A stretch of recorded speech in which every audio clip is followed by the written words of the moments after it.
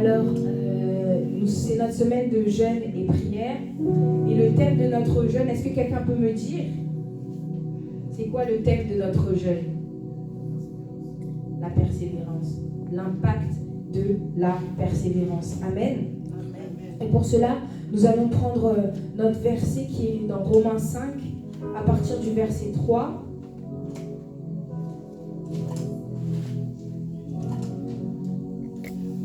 Éternel Dieu, nous te disons merci pour ta parole. Merci Seigneur pour ce moment où tu veux nous enseigner, où tu veux nous parler, Éternel Dieu. Je prie que nos oreilles soient ouvertes, que nos cœurs soient ouverts afin de recevoir ta parole, Seigneur, de manière humble, Éternel Dieu. Je fais taire toute voix contraire à la tienne, Seigneur, et je ramène toutes les pensées captives à l'obéissance de Christ. Esprit de Dieu, tu dis c'est poussé par l'Esprit que les hommes ont parlé. Puisse Seigneur notre Dieu m'inspirer encore, Éternel, afin de pouvoir bénir ton peuple. Ainsi j'ai prié dans le nom puissant de Jésus-Christ. Amen. Amen. Tu peux t'asseoir. Du coup, le thème de ce jeûne, c'est l'impact de la persévérance. Et comme le pasteur Victoire nous apprend lorsque l'on médite, moi j'aime bien chercher les définitions des mots. Et la première définition de impact que j'ai trouvée, c'est l'effet produit par quelque chose. L'effet produit par quelque chose. Et nous, ici, ce que l'on veut, c'est l'effet produit par notre persévérance. Amen. L'impact, c'est aussi heurter quelque chose. C'est le choc entre deux corps. L'impact, c'est aussi, pour être plus précis, c'est la conséquence violente, la vive répercussion d'une décision, d'une action sur quelqu'un ou quelque chose. Amen. L'impact, c'est l'effet produit par quelque chose, l'effet produit par ta persévérance. Et aujourd'hui, j'aimerais que l'on puisse comprendre, on ne recherche pas à trouver l'impact de l'effet de la persévérance de ton frère ou de ta sœur, mais l'impact de ta persévérance à toi-même. Amen. C'est ta persévérance à toi-même. On doit avoir un effet par rapport à ta persévérance, pas par rapport à ton voisin. C'est pas ton frère, ta sœur qui doit persévérer pour toi-même, mais c'est toi-même. Voilà pourquoi nous avons commencé à dire oui, je suis fort plus que vainqueur, j'ai la victoire. Parce que quelqu'un qui est persévérant, c'est quelqu'un qui est fort. Amen. Et j'ai dit que l'impact, c'était aussi le choc entre deux corps. Et on voit que quand deux voitures rentrent en collision, il y a des dégâts qui se passent. Maintenant, j'aimerais que tu puisses visualiser ta situation, une situation, je ne sais pas, qui te pose problème, et la persévérance. Et imagine que la persévérance rentre en contact de cette situation. Qu'est-ce qui va se passer? C'est le dégât pour la situation qui était là. Amen. C'est ça que tu dois chercher ce soir. Que ta persévérance puisse rentrer en collision avec cette situation-là qui te dérange. Amen. Avec ce problème-là qui te prend jour et nuit. Tu te dis, ah mais Seigneur, comment est-ce que je vais faire? Ne dis plus que Seigneur, comment est-ce que je vais faire? Lève-toi, sois persévérant et que ta persévérance puisse rentrer au contact de ta situation. Amen. La persévérance, c'est une action qui est constante, de manière continue. Donc la collision, en vérité, ça ne va pas se faire une fois et puis d'un coup la situation va changer. Non, c'est tous les jours que tu dois rentrer dans cette même situation.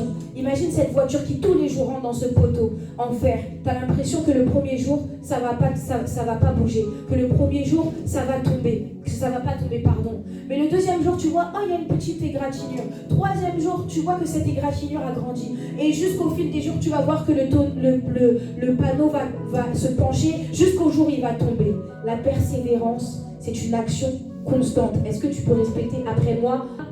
T'attendre à voir qu'il y ait un impact si tu ne persévères pas de manière constante. Persévérer, c'est pas juste se lever un jour et faire 3 heures dans la prière et là tu dis que oui, là j'ai persévéré et que vraiment les démons sont tombés. Non, la persévérance, c'est tous les jours, pendant 30 minutes tu pries. Ça, c'est la vraie persévérance. La persévérance, c'est pas prier pendant 3 heures le lundi et après mardi, mercredi, jeudi, vendredi, samedi, dimanche, tu ne pries pas. La persévérance, c'est même prier 5 minutes tous les jours. Amen. Et la persévérance, la victoire dans l'épreuve et la victoire dans l'épreuve, l'espérance. Et la question que je me suis posée, c'est que produit la détresse? La détresse, c'est l'impuissance. La détresse, c'est le moment de faiblesse, le moment où tu te sens faible, le moment où tu arrives jusqu'au bout. Qu'est-ce que produit ma détresse? Et ici, en lisant Romains 5, je comprends que sans détresse, je ne peux pas persévérer. Sans épreuve, je ne peux pas persévérer parce que si tout va bien, comment est-ce que je vais persévérer? Je vais persévérer pourquoi? Pourquoi je vais chercher à avoir un travail si j'ai déjà l'argent sur mon compte? Pourquoi chaque matin on persévère à aller au travail malgré que c'est fatigant, malgré que tu n'as pas envie, peut-être que tu veux rester avec ta famille, peut-être que tu veux prendre du temps pour toi-même, mais tu persévères à aller au travail parce que tu sais qu'il y a un salaire. Eh bien c'est la même chose dans la détresse. Lorsqu'il y a la détresse, tu dois te lever et persévérer. Et ici je vois en fait la persévérance comme un moyen d'éprouver ma foi, un moyen de muscler ma foi. Amen. Amen.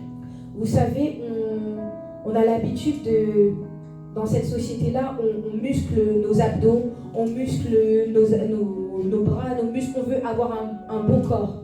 Mais à quel moment on va muscler notre foi? Amen. Amen. Ma foi doit être éprouvée. Parce que si ma foi n'est jamais éprouvée, à quel moment je vais pouvoir la mettre en pratique et à quel moment je vais voir la victoire dans l'épreuve? Amen. La persévérance marche avec la foi. Et dans la persévérance, il y a toujours une épreuve. Il n'y a pas d'épreuve sans persévérance. Il n'y a pas de victoire dans l'épreuve sans persévérance et il n'y a pas d'épreuve sans persévérance. Amen. Et il y a des gens, il y a des chrétiens, leur foi, elles sont molles. Laisse-moi t'expliquer. Le problème, c'est que, comme j'ai dit, on cherche à avoir l'effet produit par ta persévérance, pas par la persévérance de ton voisin ou de ta voisine. Mais le problème ici en tant que chrétien, c'est que lorsque on a un problème, on va voir un tel, pasteur un tel, parce que tu dis, oh je sais que pasteur un tel, lorsque je vais, la situation se débloque. Oh, quand tu vas voir frère un tel, je sais que lorsqu'il prie, Dieu lui parle. Oh, quand tu vas voir tel groupe d'intercession, je sais que Dieu parle. Mais à quel moment c'est ta foi qui est mise à l'épreuve? Parce que lorsque tu fais ça, c'est comme si tu mettais à l'épreuve la foi d'autres personnes. Et tu vas voir ta situation changer. Oui, gloire à Dieu. Mais c'est la foi d'autres personnes qui a travaillé. Amen. Toi, tu n'as pas travaillé. Je ne dis pas que c'est pas bien. Je ne dis pas que c'est mauvais. C'est très bien même de pouvoir, il y a des moments où tu es au bout du rouleau et tu n'as plus la force. Et tu vas chercher un frère ou une sœur ou ton pasteur pour pouvoir t'aider ou t'éclairer. Mais il y a des moments où tu te retrouves face à toi-même et c'est toi et ta propre persévérance. C'est toi-même tu dois te lever. Parce qu'il y a des gens dans ce monde où c'est leurs parents qui doivent les pousser à chaque fois. On doit leur dire oui, Bertrand, tu dois faire ça, fais ça, fais ça, fais ça, fais ça.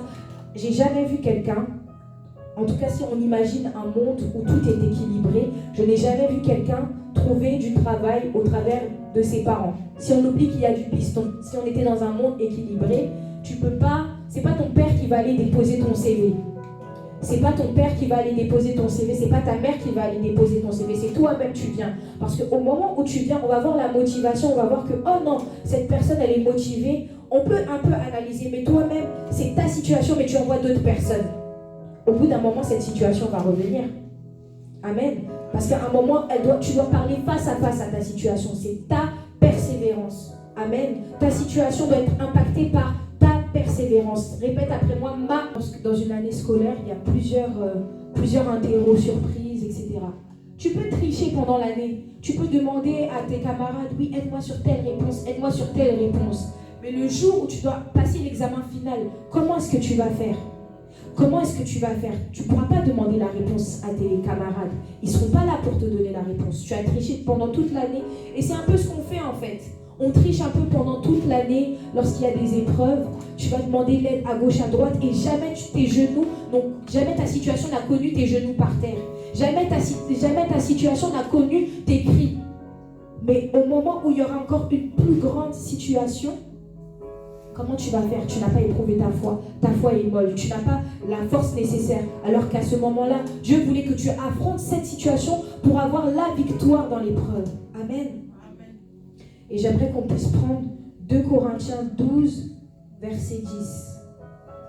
C'est pourquoi je me plais dans les faiblesses, dans les insultes, dans les détresses, dans les persécutions, dans les angoisses pour Christ, car je suis faible. C'est alors que je suis fort. Amen. Je suis faible alors que je suis fort. Et souvent, ce passage, je le prenais Je le voyais d'une autre manière en disant que oui, lorsque il y a la détresse, lorsque je suis faible, directement je suis fort parce que je m'appuie en Dieu. Mais ce soir, je l'ai compris d'une autre manière. Je vois par la foi. La foi, on sait que c'est des choses qu'on espère, des choses qu'on ne voit pas. Je déclare que je suis fort en avance. Je ne suis pas fort au moment où je déclare que je le suis, mais je suis fort par la foi. Amen. Et c'est pour ça ce soir que nous avons chanté, oui, je suis fort, je suis fort. Peut-être que ce soir, tu ne vois pas que tu es fort. Mais par la foi, lorsque tu auras persévéré et que tu auras la victoire dans l'épreuve, c'est là que tu comprendras, oui, j'étais fort parce que j'avais la foi et je suis fort parce que j'ai la victoire dans l'épreuve. Amen. Donc ne te plains pas de « Oh Seigneur, pourquoi j'ai telle épreuve? Pourquoi j'ai telle chose ?» Dieu veut que tu persévères pour aller dans un autre endroit. Amen. Et tu sais qu'on sait tous que pour perdre du poids, on doit faire du sport. Pour arriver à l'heure au travail, on doit prendre le train plus tôt ou on doit prendre la voiture pour éviter les bouchons. Mais pourquoi, lorsque on veut avoir la victoire dans l'épreuve, on dirait qu'on oublie la prière?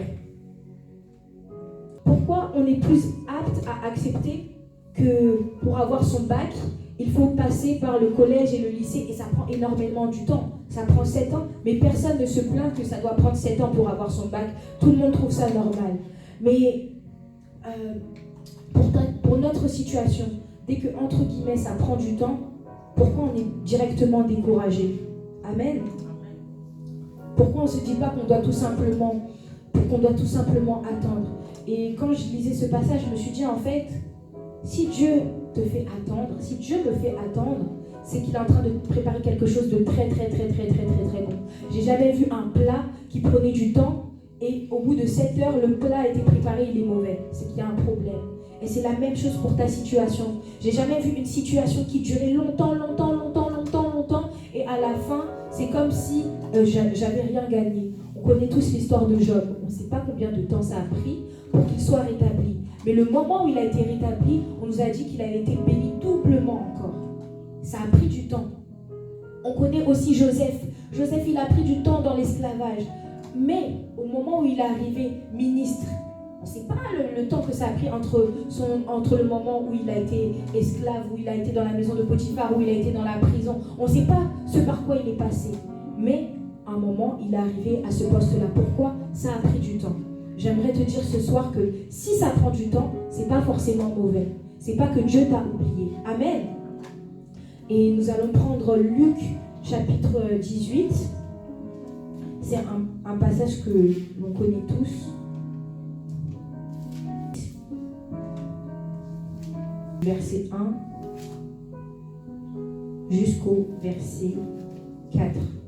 En lisant ce passage, j'ai été interpellée par le verset 5 qui dit « Puisque cette veuve me fatigue, je vais lui rendre justice afin qu'elle ne vienne pas sans cesse me déranger. » Et la question que tu peux te poser ce soir, c'est est-ce que tu as assez fatigué ta situation?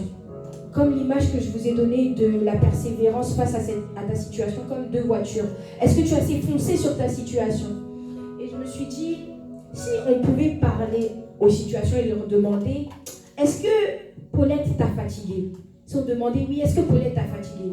Tu vas dire, ah, lundi, Paulette n'a pas vraiment prié. Mardi, Paulette était regarder la télé. Mercredi, j'ai eu un peu peur parce qu'elle a reçu les enseignements bibliques et je me suis dit que là, ça chauffait. Peut-être qu'elle allait prendre conscience. Mais j'ai vu que jeudi, Paulette n'avait pas pris conscience. Donc, j'étais à l'aise. J'ai pu reprendre des forces. Et vendredi, bon, la prière du combat spirituel, j'ai fait en sorte que Paulette ne puisse pas venir. J'ai eu peur parce que là, j'avais senti le feu. Dimanche, quand elle est venue aussi, elle a reçu l'enseignement. Mais j'ai pu prendre cette semence-là parce que Paulette n'était pas concentrée. Imagine que maintenant, demain, on pouvait poser des questions à ta situation. Même toi, tu serais étonné. Si tu pouvais parler à ta situation, entendre ce que ta situation te disait que « Oh, mais tu n'as prié que mardi, mais c'est pas suffisant. » Il faut voir ça un peu comme, vous voyez dans les jeux de combat, genre quand tu frappes ton adversaire, si tu prends trop de temps, il a le temps de reprendre de la force. Eh bien, c'est exactement la même chose avec ces situations qui te dérangent. Lorsque tu es là, tu frappes mercredi, tu as reçu les enseignements, tu es là, tu es fortifié, tu dis oui, je suis fort plus que vainqueur. Mais jeudi, lorsque tu rentres chez toi, il y a encore des mauvaises nouvelles qui viennent s'abattre sur toi et tu baisses encore les bras. Mais ta situation, elle reprend du poil de la bête. Et c'est ça qui se passe. Ne laisse pas l'espace à ta situation. Ne laisse pas l'espace à l'ennemi de pouvoir respirer ou réfléchir. Le problème, c'est que tu laisses trop la place à ta situation de réfléchir. Et en fait, ce qui était serpent au départ devient dragon. Ce qui était prévu que pour être serpent, petit ver de terre même, devient dragon. Pourquoi? Parce que à chaque fois, il voit que, oh d'accord, elle a utilisé cette tactique-là, mais tu n'as pas utilisé cette tactique de manière continue. Il va trouver un autre moyen. Et tu vas voir que à force, ça va devenir de plus en plus fort. C'est comme si tu commences avec une petite Clio. Ta situation, c'est une petite Clio. Après, tu vois que 2 jours après, c'est un 4x4. Après, 4 jours après, c'est Range Rover. 4 jours après, c'est un grand 4, c'est un grand car. Comment tu vas faire? Ce qui était prévu d'être simplement serpent devient dragon. Pourquoi? Parce que tu laisses trop l'espace à ta situation. Verset 5, il dit, et je vais reprendre au verset 1. Jésus leur dit une parabole pour montrer qu'ils devaient toujours prier sans se décourager. Tu ne peux pas te décourager. Tu peux pas. En fait, lorsque tu te décourages, lorsque tu arrêtes de prier, ta situation, elle n'arrête pas d'être ta situation. Elle reste là et elle prend encore des forces. Tu ne peux pas te décourager. Tu dois toujours tenir ferme, toujours persévérer, afin qu'il y ait un impact. Amen. Donc, le premier point, c'était: que produit ma détresse? Que produit mon impuissance? Le deuxième point que je vais aborder, c'est la persévérance dans la prière. Amen. On connaît tous le passage qui dit « Oui, priez sans cesse ». Mais combien de nous prions sans cesse? Pose-toi la question, est-ce que je prie sans cesse?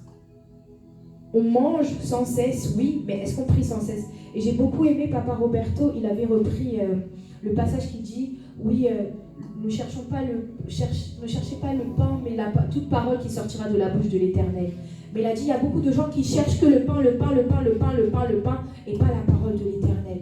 On est là beaucoup à chercher le pain, les choses matérielles, mais on ne cherche pas la prière. Amen. Tu dois prier sans cesse. Et pour cela, je vais donner beaucoup de passages.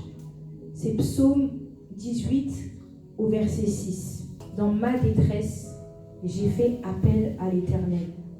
J'ai crié à mon Dieu. De son palais, il a entendu ma voix.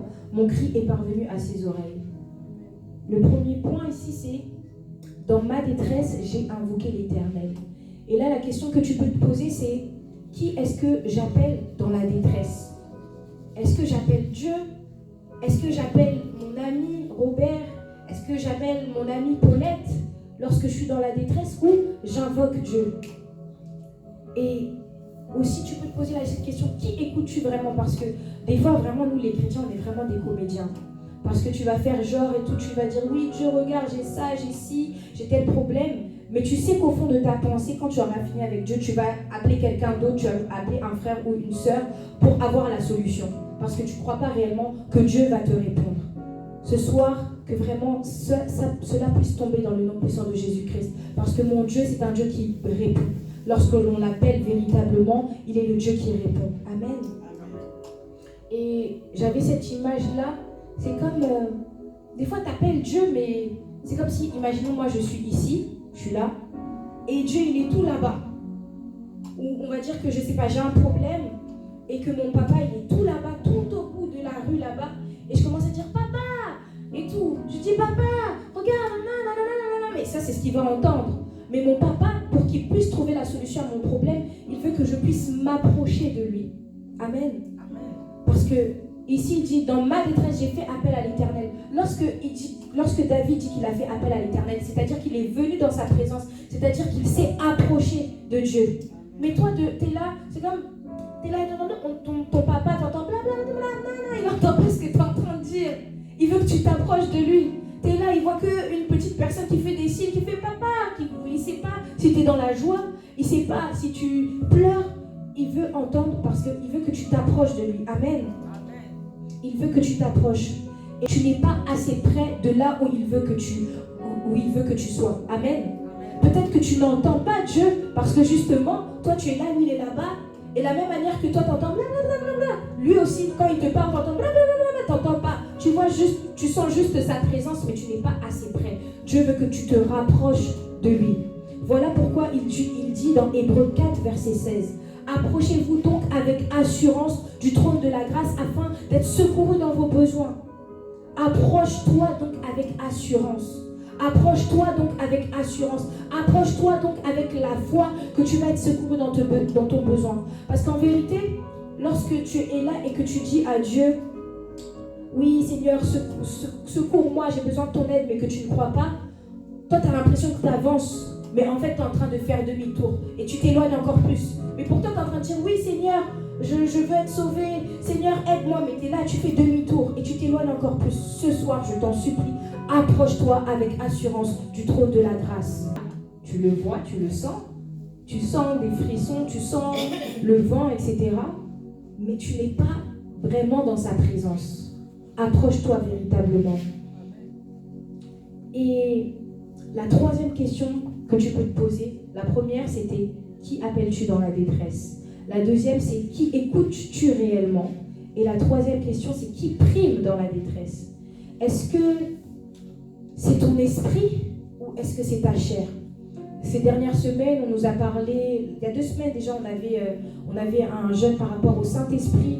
On nous parle beaucoup du Saint-Esprit, qu'il faut être guidé par le Saint-Esprit, que nous sommes guidés par le Saint-Esprit, etc., etc. On dit oui, on est guidé par le Saint-Esprit, mais en vérité, non, on est des menteurs, on est guidé par notre chair, on est guidé par nos émotions. Dans la détresse, pose-toi la question. Est-ce que c'est mon esprit qui prime ou c'est ma chair? Tu auras beau dire oui, voilà, les fruits de l'esprit, c'est ça, c'est la patience, etc. Mais c'est ta chair qui connaît ça. C'est pas ton esprit. Tu le fais pas véritablement en esprit. Ce soir, quitte la chair et rentre véritablement dans l'esprit. Quitte le bord, quitte la terre pour entrer dans les profondeurs. Il y a des situations. Si ta chair est trop présente, tu ne pourras pas avoir la solution. Il y a des situations, peut-être que tu es là, tu crois que oui, j'étais dans l'esprit. Dieu t'a tout simplement fait grâce. Tu n'étais pas dans l'esprit, tu étais encore dans les émotions. Parce que Dieu a pitié de nous parfois. Mais il y a des situations, tu pourras faire t'agenouiller, crier, pleurer, être en colère. Il faut que tu rentres en esprit. C'est ça aussi, s'approcher de Dieu. S'approcher en esprit. Ne t'approche pas avec des sentiments que, oh non, te lamenter. Non, tu t'approches en esprit avec l'espoir avec la foi que Dieu va agir. Parce que nous avons commencé par chanter « Jésus ne change pas, il est le même hier, aujourd'hui et éternellement. » Voilà pourquoi il peut te dire, lui, avec assurance, « Mets ta foi en moi, parce que moi, je suis le Dieu qui ne change pas. » Amen. Et appelle Dieu, mais tu n'es même pas apte à écouter. C'est comme dans mon lieu de travail, il y a cet ascenseur. Dès que tu rentres dans cet ascenseur, il n'y a pas de réseau. Ou dès que tu es un peu dans le bâtiment, il y a certains endroits dans le bâtiment, ça ne fonctionne pas. Eh bien, c'est la même chose avec Dieu. Tu appelles Dieu, mais tu n'es pas apte à écouter. Le réseau n'est pas bon. Tu entends que tu ne comprends pas. Tu n'entends pas ce que Dieu te dit. Et pourtant, tu l'as appelé. Mais tu l'as appelé avec ta chair.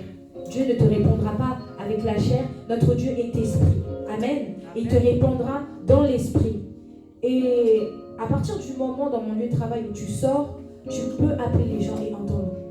Ou à partir du moment où il y a un petit endroit où lorsque tu rentres, mais il faut choisir bien l'endroit. Et c'est ça. Être animé de l'esprit de Dieu. Et non pas par la chair.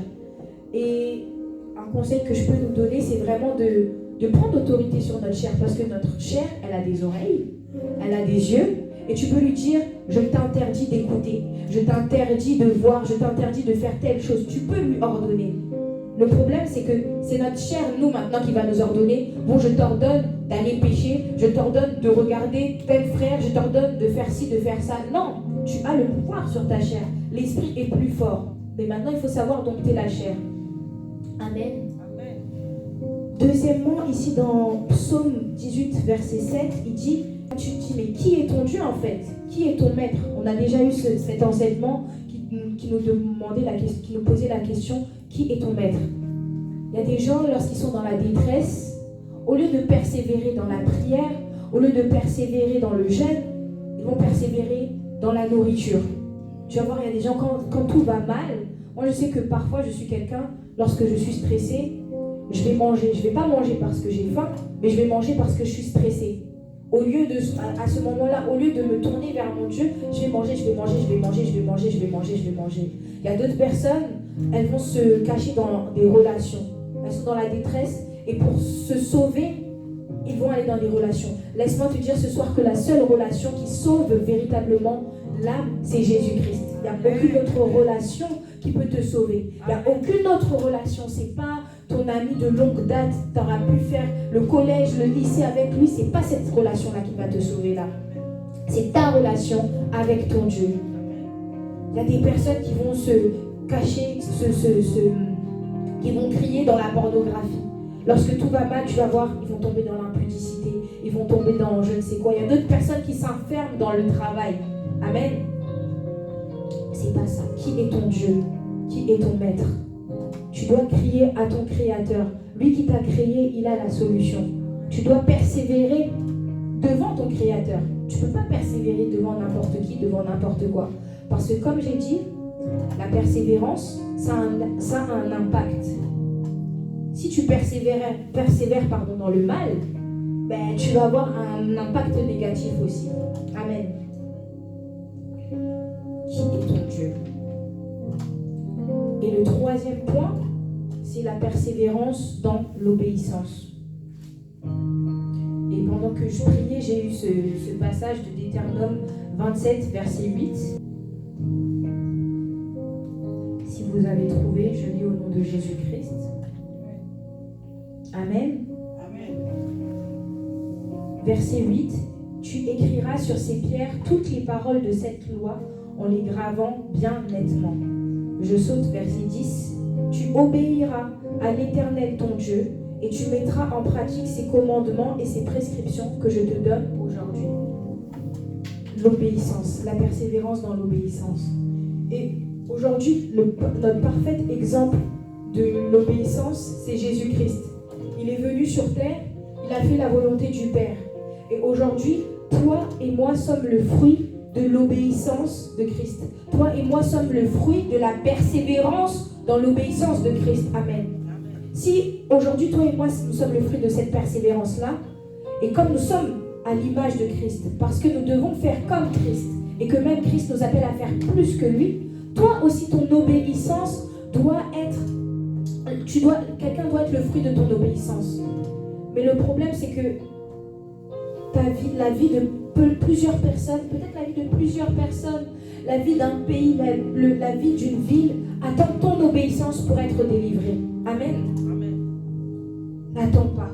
N'attends pas, ne te dis pas que, oh bon, là, quand cette situation-là sera réglée, ben maintenant je vais pouvoir obéir. Ou lorsque cette situation-là sera réglée, Éternel, je vais véritablement te chercher. Cherche-le maintenant. Comme je l'ai dit tout à l'heure, Dieu attend de toi que tu t'approches. Parce qu'il a des choses à te dire. Et il y a des choses qu'il ne pourra te dire que lorsque tu seras prêt. Même tu pourras passer par les prophètes. Les prophètes pourront te dire des choses. Mais à un certain degré de ta relation avec Dieu. C'est-à-dire que si tu remarques bien, si tu n'avances pas, si tu n'évolues pas dans ta relation avec Dieu, tu vas recevoir le même type de paroles. Et tu vas dire, ah mais on m'avait dit ça, on m'avait dit ça, on m'avait dit ça, on m'avait dit ça. Oui, c'est bien, on t'avait dit ça. Approche-toi. Des vies attendent que tu puisses obéir à Dieu. Et pour rappel, la persévérance, c'est une action constante, de manière continue. Donc tout comme tu pries sans cesse, tu dois obéir sans cesse. Et là encore, je prends l'exemple de si tu pouvais interroger ta situation et qu'on lui disait, ou les démons qui te perturbent, ou les sorciers qui te perturbent, si on pouvait les interroger et voir comment tu obéis à Dieu. On va dire, ah, lundi, laisse tomber. Et on dirait qu'il n'était pas chrétien. Mardi, on dirait qu'il était devenu bouddhiste. Mercredi, on dirait qu'il était un peu musulman. Jeudi, on dirait qu'il était devenu athée. Vendredi, lorsqu'il a senti que dimanche arrivait, là, j'ai vu qu'il obéissait un peu. Si on pouvait poser les questions aux situations, aux esprits qui nous perturbent, nous-mêmes, on serait étonnés. Et là, on se rendrait compte que non, véritablement, là, je dois être sérieux. Mais n'attends pas que cela soit possible. Ou n'attends pas que cela soit trop tard pour le faire. Fais-le maintenant. Obéis à Dieu maintenant. Je vais prendre Josué 1, verset 1 à Josué chapitre 1, verset 8. Le premier point ici avec Josué 1, verset 8, c'est que ce livre de la loi ne s'éloigne pas de ta bouche. Tu dois prier avec la parole de Dieu. Tu ne pries pas juste avec les prophéties qu'on te donne à gauche, à droite. Non, tu dois prier avec la parole de Dieu. Amen. C'est ça l'obéissance aussi. Prier avec la parole de Dieu. Tu ne peux pas prier en fonction de tes émotions, inventer des versets, non. La parole de Dieu, elle est là. C'est notre source la plus solide, c'est notre source la plus fiable pour pouvoir persévérer. Ne pense pas que ce soit les adages ou les prophéties que tu entends de gauche à droite qui vont t'aider à persévérer. Non, c'est la parole de Dieu, ton plus fidèle allié, pour persévérer et pour avoir la victoire dans l'épreuve.